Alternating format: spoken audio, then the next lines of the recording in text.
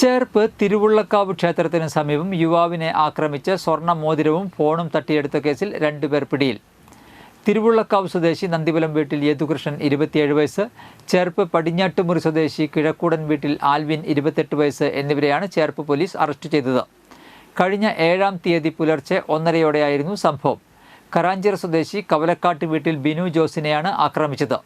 തൃശൂർ പൂരം കാണുന്നതിനായി ബിനു ജോസും 2 സുഹൃത്തുക്കളും തിരുവുള്ളക്കാവ് അമ്പലത്തിൻ്റെ സമീപത്തുള്ള ലോഡ്ജിൽ റൂം എടുത്തിരുന്നു. അവിടെ നിന്ന് ബിനു ഫോൺ ചെയ്യുവാൻ പുറത്തിറങ്ങിയ സമയത്താണ് സമീപത്തുള്ള പറമ്പിലേക്ക് പ്രതികൾ ബിനുവിനെ വലിച്ചിഴച്ചു കൊണ്ടുപോയി ക്രൂരമായി മർദ്ദിച്ച് കയ്യിൽ ധരിച്ചിരുന്ന സ്വർണ്ണ മോതിരവും മൊബൈൽ ഫോണും കവർച്ച ചെയ്തത്. പിടിയിലായ യദുകൃഷ്ണന് പുതുക്കാട് പോലീസ് സ്റ്റേഷനിൽ 3 അടിപിടി കേസുകളും ആൽവിന് പുതുക്കാട് പോലീസ് സ്റ്റേഷനിൽ 1 അടിപിടി കേസും അശ്രദ്ധമായി വാഹനമോടിച്ചതിൽ ഒരാൾക്ക് ഗുരുതര പരിക്കേറ്റതിനുള്ള കേസും ഉണ്ടെന്ന് പോലീസ് പറഞ്ഞു.